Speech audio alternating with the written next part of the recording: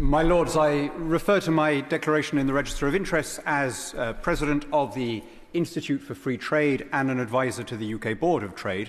I hadn't been aware prior to this debate that we were also expected to make familial or genetic declarations of interest, but for the record, I have a large family in New Zealand. A lot of them are Labour voters. We are about as distant as could be geographically, but we are about as close as we could be in every other respect. And actually, some of them have, as many Kiwis have done, moved to Australia, where they can work very easily under the terms of the ANCERTA deal between those two countries. And I hope that we will work towards the long-term goal of going deeper than we have with these treaties and trilateralising ANCERTA. We do share extraordinary closeness and interoperability economically. It's also a huge pleasure to welcome the maiden speech of my noble friend Lord Swire, whose wit and effervescence and largeness of spirit will delight our debates and elevate our councils. Yeah. My Lords, I'm asked on occasion whether I have any regrets about Brexit, and my chief regret is very easily stated. It's that it was followed by an unpleasant culture war, through which prism we still judge almost everything. It's extraordinary that 6.5 years after the debate, questions like this are still being approached fundamentally by where people stood on the original referendum. Now, I'm not talking about people who are against trade in general. I'm not talking about the Trumpsters or the Corbynites. I'm not talking about those like the noble Lady Baroness Bennet of Manor Castle. She's always been very clear that she doesn't much like free trade. She wants self-sufficient communities, and she sees the exchange of goods as a contingent necessity and a necessary evil. Fine. She's been completely consistent in that position in all the interventions she's made in your Lordship's chamber. But I would address those who see themselves, in general, as people who support the liberal order and who support the free exchange of goods and services. And I'd make this general question. Would you judge this bill in the same way if it were a trade deal between the EU and Australia and New Zealand? Would you still be talking about being swamped by cheap food and all the rest of it? Or wouldn't you be celebrating its provisions? My right honourable friend Liam Fox, when he was at the Department of International Trade, did a series of opinion polls and focus groups, and he found a fascinating switch in opinion, a polar switch, if you like, that the kinds of people who had previously been the most in favour, the most open and liberal in their attitude to commerce, had now begun to associate global Britain with people that they didn't like and with arguments that they didn't like, and were therefore falling back into these protectionist and mercantilist arguments about standing up for our producers.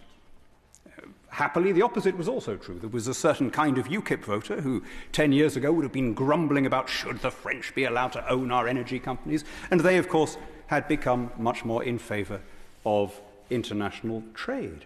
So let me address the people who are in favour of trade in general. Right? Let's leave aside the people who think that it's a bad idea. Is there anything really in this bill that you would seriously object to, were it not for this ongoing culture war? I'm not going to rehearse in full all of its advantages. We already heard them from my noble friend the Minister, who really does know his onions and know his Australian iron ore and his New Zealand lamb and his trade and tariff quotas. Rarely has somebody been so fitted to ministerial office by his interests and enthusiasms. But honestly, the fact that we have the removal of 100% of tariffs, of course, that's a very good thing, and it's attracted more comment than almost anything else. But I would say it's virtually the least important aspect of this bill. We're not in the 19th century, where we're mainly interested in foodstuffs and manufactured goods. If you look at the provisions of these treaties on mobility, which the noble Lord Little was generous enough to acknowledge as a major positive, the ability of people who speak the same languages and who have similar qualifications from very often the same educational institutions to work without hindrance in each other's economies. If you look at the provisions on services, obviously we always think of financial services, but shipping, architecture, the audiovisual sector. If we look at the rules on cross-border data, on investment, and indeed on procurement, extraordinary that British companies are going to be effectively treated as if they were Australian or New Zealand companies for large measures of procurement in those countries. This is an extraordinarily successful negotiation. Yes, of course it could go further, and we will all find one or two aspects with which to disagree, but there is no world in which we are worse off after this bill than we were before it came in. I'd like to address some of the criticism that we've heard in this chamber and outside its walls. First of all, something that we heard from a number of noble lords, the mercantilist objection. People said it's an asymmetric bill. We're lowering tariffs faster on this side than on the other side. Good. That's the advantage of trade. It means you can buy stuff cheaper. I'm amazed by how many people who think of themselves as free marketeers, but who, in the context of post-EU, struggle with this, or affect to struggle with this point. The number of times I've been asked, OK, we're letting in all this Australian beef. What are we getting in return? Well, we're getting the beef. High quality, nutritious and excellent beef. And if you don't want it, don't buy it. That's the basis of how a market system works. The idea that you judge a country by its trade surpluses, that exports are the only thing that really matter, was debunked by Adam Smith. But it continues as a kind of zombie argument to keep coming back in every generation. My lords, I have big trade deficits with all of the pubs around me in the Hampshire-Berkshire borders. I have major trade deficits with the Watership Down, with the Bell and Dragon, with the White Hart in Overton. Do you know what? Sometimes they engage in dumping. Sometimes they'll say, have a free glass of wine if you have a meal on a Monday or whatever it is. Who gets the better end of that deal? There is nothing wrong with getting cheaper imports. Do you know what? That's what drives the economy. It means that people have to spend less money on the basics so they have more resources to spend on everything else, and that is what drives growth. Which brings us rather neatly onto the, if you like, the farming or NFU objection. The NFU is in this curious position now where they oppose trade deals with everyone except the European Union. They don't phrase it like that, but that is the practical position that they've taken. And they do it by deliberately conflating what is allowed in other countries for domestic purposes and trade deals. And we had a bit of that in the chamber today. Australia permits X or Y and we don't like it. Yes, but that doesn't affect our own standards of what is permissible and what may be sold here. No country has ever tried to insist on exporting its own production standards as opposed to its own food standards. The EU has never done so. And by the way, if we did so, if we consistently said that we would not import food unless the production standards were identical, we wouldn't have a free trade agreement with the European Union because we diverge in a number of areas from the EU. No one has ever done that, and it is, I think, mischievous to suggest that somehow that could be done in this case. We're talking about countries with high welfare standards, countries which are very similar to our own. I suppose I ought to address the Hill Farms question, because I think this is important. The people who are stewards of our upland areas perform a service to the rest of us which goes well beyond food production. They are looking after a common resource, namely a beautiful countryside. It's a very difficult thing to monetize. You drive past it and it looks very nice. How do you? It's what economists would call an externality. But if we regard that as an important service, then we should reward them directly for doing so. And that has nothing to do with the levels of tariffs on New Zealand lamb. In some cases, these hill farmers will be getting more than 50%, significantly more in one or two cases, of their income from the government in direct grants.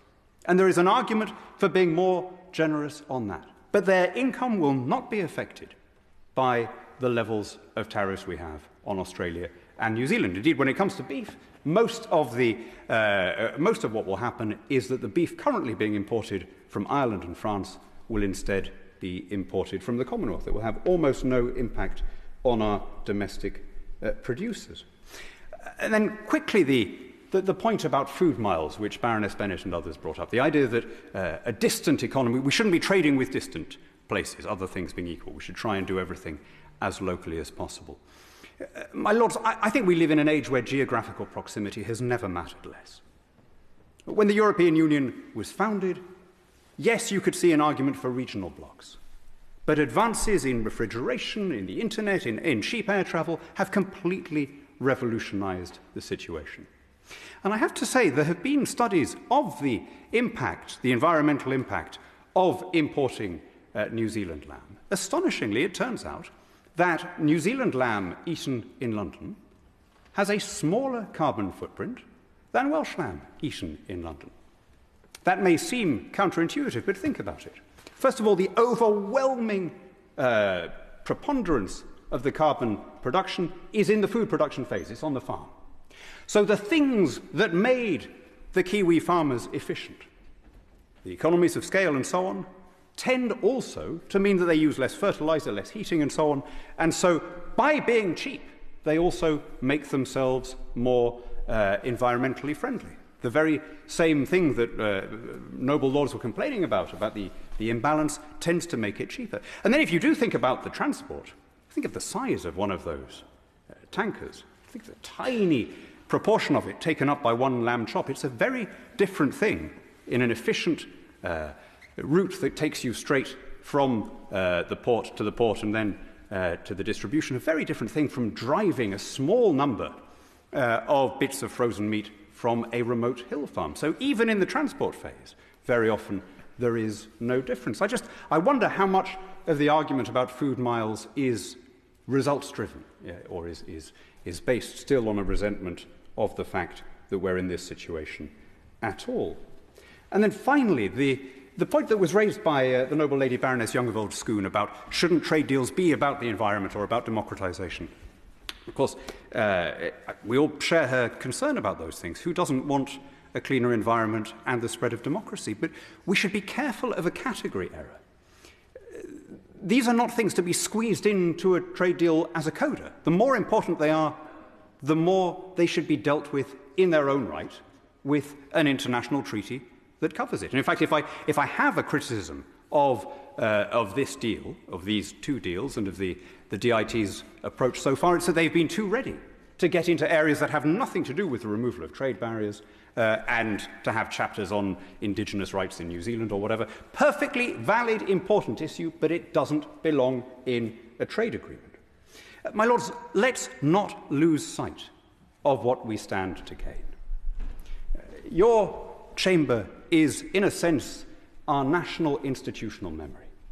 It's our duty to recall the things that worked and that raised this country to success.